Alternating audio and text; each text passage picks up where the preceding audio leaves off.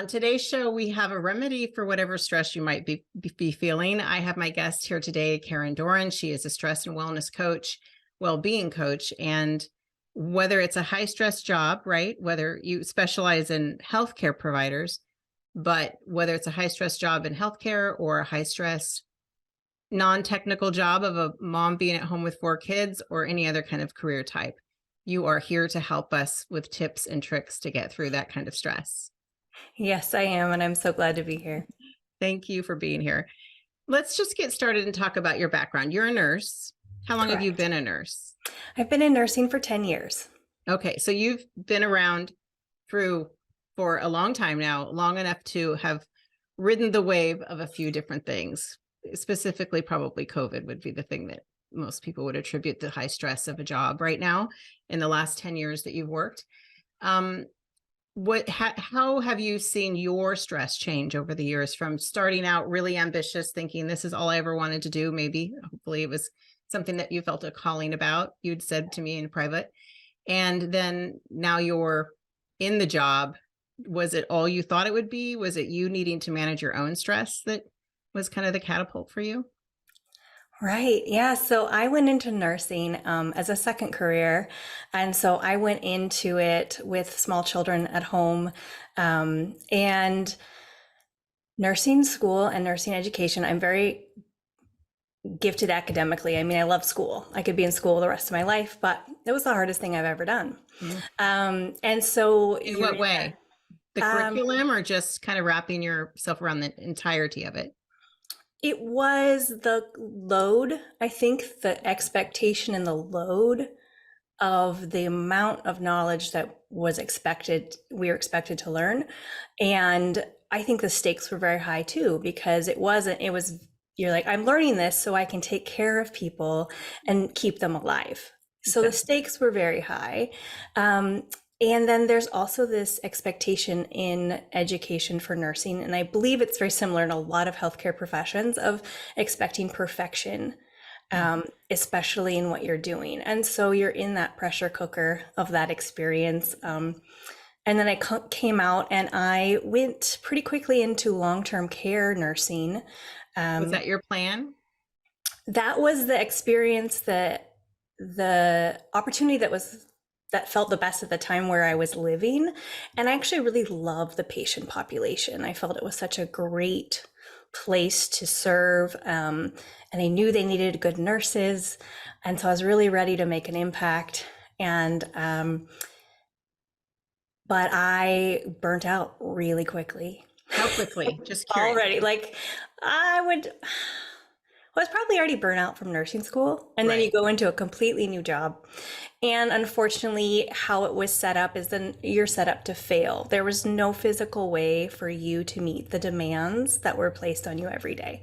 And was that specific to where you worked, or that I think it's pretty specific to long-term care. Unfortunately, the ratios of nursing to staff, or nursing to patients, and the staff ratios. And because of how the regulations are set up, there's a lot of things that are placed on the nurse that can't be delegated in different situations. So my experience is pretty limited, so I can't speak to like that is how it is everywhere, but that's what I witnessed in my specific experience.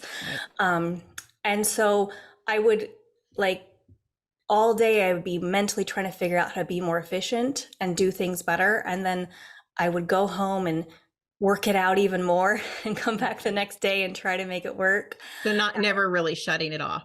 Never shut it off, ever. And there was so much learning that was happening at any age when you're doing a new job and learning something new. There's an incredible gap that you have to kind of jump over.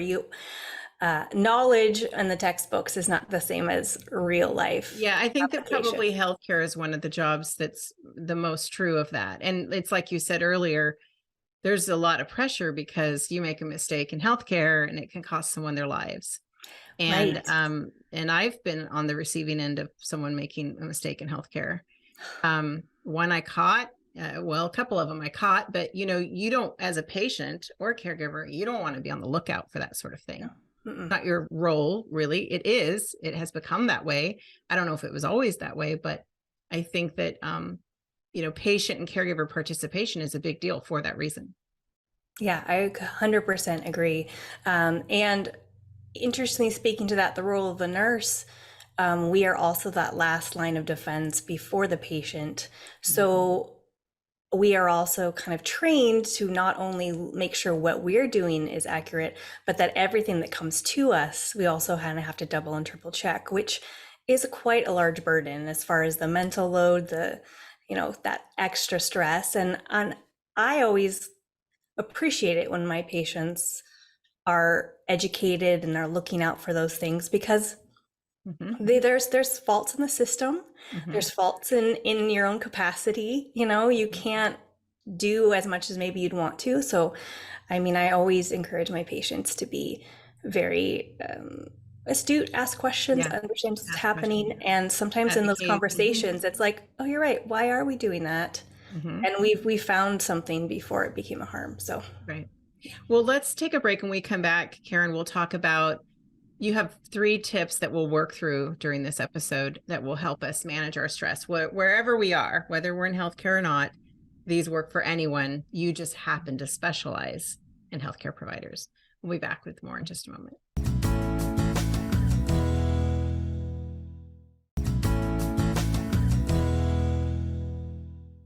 We're back talking with Karen, who is a wellness, well-being coach, rest and well-being coach. And we're going to get to the rest tips in just a moment, but I wanted to move a little further along. You'd started out in long-term care as a nurse, highly stressed, ended up not staying in that field of medicine. Where did you move to and where are you now? I went into family practice in an office for a little while, which allowed me more space to continue some schooling and take care of my family. And then I moved into hospital nursing, and I've been there for 7 years. I still work a pool position as a hospital nurse in addition to my coaching business. So then a hospital nurse, I have a lot of thoughts about that and how we treat our hospital nurses, because one of the things that I say a lot in the course that I do and the teachings that I do is that, you don't have to like every nurse. You're not going to like every nurse, but as long as they're taking good care of your loved one or yourself, if you're the patient, then I've never, some nurses come in, they're conversational, even chatty, super friendly, let you know what's going to happen for the day, really great at interacting with families and caregivers. And others come in and they really just want to come in and do their job. I notice sometimes they'll pay more attention to the patient than anyone else in the room, which is good. But I've never met a nurse I couldn't get to warm up a little over time. I always say, be the room they want to walk into, so that, because chances are there's someone causing stress down the hall, be the room that they want to walk into. And I promise you, eventually over time, lots of please and thank yous and lots of mutual respect needs to be built, and responsibility, trust. And it's amazing what can happen, because the nurse is absolutely the bridge between the patient, the caregiver, and everyone else in the entire hospital. No doubt about it. Right. Right. We are your advocate. We are the ones that see you the most. We're the ones that can catch things quicker. We are the ones that are good. We'll track down the people you need to talk to. So that relationship between patient and nurse is really valuable. And Well, I in a do think, hospital setting, you must feel stressed, right? We know this. yeah. Being a nurse in a hospital setting, you're dealing with people of all different ailments, illnesses, whatever it is. So let's get to those. Let's get to those tips, shall we? So I want to know, well, you just tell me, what is the framework of these 3 suggestions that we're working toward? Yes, perfect. So I coach people essentially to live less stressed lives that are healthier.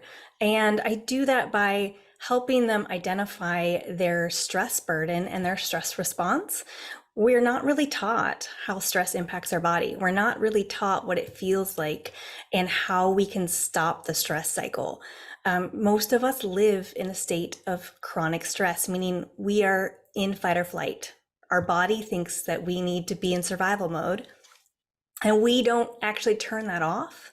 How do we identify, how does our body identify that, or how can we identify that in ourselves, where, what state we're in? Like, I've had a really stressful couple of days that I certainly won't get into here. And I was planting my flowers and getting ready for the show today. And I have this underlying tension. I have these thoughts that are running through my head based on the things that have happened in the last few days, just, not anything astronomical, normal, stressful things that people deal with. And is that a sense of that stress because it's on my mind and I'm not able to just focus on the flowers that I'm planting? I'm not able to just sit outside and enjoy the sunshine because this is going on in my head? Yes. Is that how we identify it when we can't? That's one thing. Yes. First, I want to say good job getting outside. Yes, I mean, that is one of the things, right? Yes. That is one of the things that helps us stop our stress cycle is connecting with nature and being outside and getting sunshine. But a lot of it is paying attention to your thoughts. If you're having those racing, worrying thoughts and where you're not ever really able to feel like you're present, that's usually because your body is still trying to solve the threat, right? It's trying to keep you safe. And so often those thoughts that you can't shut off your brain's spinning, difficulty falling asleep, is usually a sign that your body's still ready to go. Also, muscle tension is a lot of things that people notice. Yeah, I know. Muscle tension and people, you start to build awareness of where you hold your tension. Everyone is different. For me, it's my shoulders. You know? I find my kind of, I agree. Right. Also, sometimes people can have GI problems, so upset stomach, bloating, all those kind of things. Because when we're in a stress state, we also don't digest our food well. And we also don't really process it as well.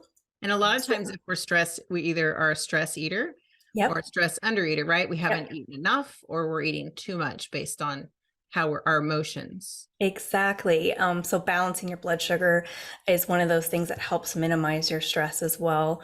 But yeah, noticing kind of, oh, I haven't eaten all day. Maybe sometimes that happens. Yes. So those are a lot of those things. So let's talk then, what are the remedies for that? Like, is it the start of your day? You tell me, what are the three things? We're going to get through all three of them through the course of the show, even if it's not all in one segment. Perfect. So let's go with number one. Yes. So I first teach people to rest, meaning you need to actually take time to pause and to rest. What is rest? Because yes, I was thinking about this when I was thinking about you getting ready for the show. If I'm sitting watching inspirational stories, I tend to get stuff that comes up on my phone isn't stressful to me. It's going to be stuff that's like inspirational. That's just kind of what they feed me. Right. And if I'm watching that, am I really resting? If I'm engaged in something else, what is rest? Great question. So rest, real authentic rest, is a rest that actually regulates your nervous system and can put you out of the fight or flight state into your rest and digest state. You have two different kind of nervous systems that when that fight or flight is one of them, when that's on, the other one shuts off. So you want to try to flip the switch and get into a more restful, regulated state of your nervous system. Okay. So rest has so many different options based on your preference too. Exactly. What makes you feel restful, right? Okay. Yeah. So so then get the rest. How much rest do we get and how many times throughout the day? Is it take a minute from your work and go for a 10-minute walk? Or is it take the weekend when you really had a hard time and don't answer your phone? What is the definition of what's the beginning suggestion for what rest looks like? Yeah. So I encourage people to use rest as more of a maintenance thing throughout their day. You want to down regulate your nervous system, get into that other state, the rest and digest state, as much as possible, even if it's for only 2 minutes, because you're going to then decrease that chronic stress burden and stop that cycle of you go, and then you crash. One example I have of that is I have a desk treadmill right over there. And there's certain work I can do from the desk treadmill where I'm walking and working. And I only walk, between a 2 and a 2.4. So it's only intended to work and walk. And it counts my steps and does all the things. But what I was finding is I can get up in the morning, do the desk treadmill, walk. I can walk almost 10,000 steps just answering emails and replying to, just kind of getting organized for the day. But then I'd get my steps in and I'd sit down here. And just as quickly as the time goes by walking my steps, and I just don't even realize all of a sudden I've done it, sitting here goes by fast too. Mm-hmm. And so then I end up sitting for the rest of the 4 or 5 or 6 hours that I'm working, which is not what so if I broke it up, like I've been talking about doing, but I need to set a timer. I have this handy dandy clock that you tip the timer. Anyway, if I set my timer is what I've been doing, and then, okay, walk for 45 minutes, then sit for 45 minutes, or stretch for 40 or 10, 15 minutes or whatever it is, to kind of not be in this constant, I'm either moving or I'm sitting. Yes. Is that an example of it? Yeah, just kind of integrating that into your day to almost maintain and decrease that stress burden that it builds up. One of the easiest things that I encourage people to do is simply to pay attention to your breath and to incorporate deep breathing throughout your day. And it can be, we all know how to breathe, and you can do it in whatever way feels natural, but just simply even taking 10 slow, deep breaths throughout your day. You could do it every time you sit down to your desk, every time you're driving and you're a stoplight, or before you brush your teeth, or anytime you drink water. So find some sort of, that be the trigger habit that you do. Find a trigger that's easy, and then just use that to deep breathe, even just 10 slow deep breaths. What that does is it tells your brain. So if you're in a stress state and then you start to deep breathe, your brain is like, wait, I thought I was stressed, but I'm deep breathing like I'm relaxed. I must be relaxed. And it helps switch you into that relaxed state. Because if you don't ever do it, you don't even know what it feels like. Right. I just read about one, you take a deep breath and then one extra little bit, extra fill before you let it out slowly, and what that does for our body and what it does for our lungs and our whole system. So I've been trying to do that too, and I do notice a difference. It's instant. It's instant. Right. Yeah, and it makes a huge difference, and it's so accessible, so easy. Yeah. We got to breathe anyway. We might as well do a good job of it. But we don't breathe well. No, we don't. Yeah. We do the little bit just to keep us alive.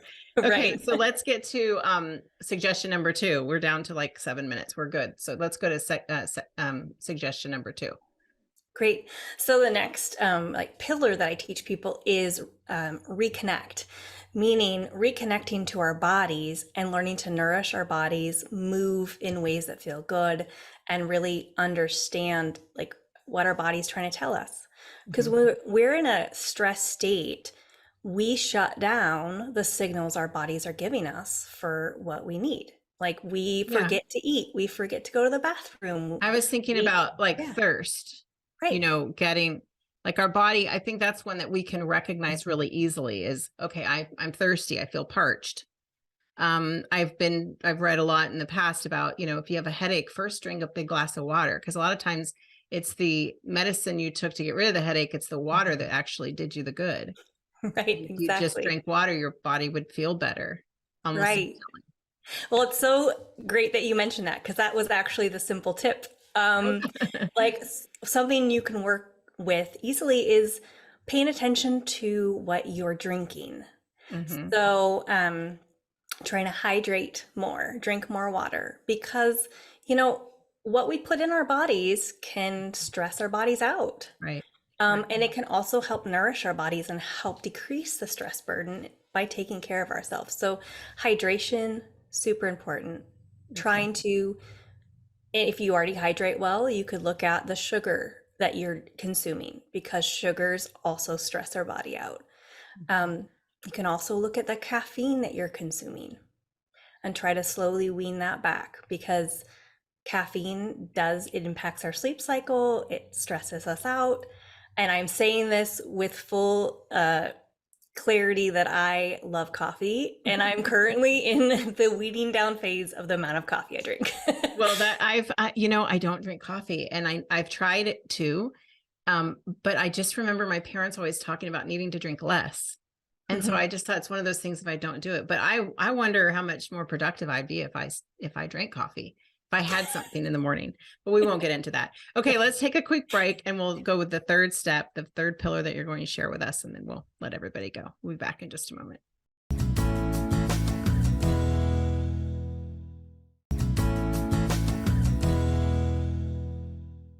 We're back, Karen. Let's talk about, we just have 4 minutes to talk about the last pillar you were talking that you wanted to share with us about how we reduce stress and take care of our well-being.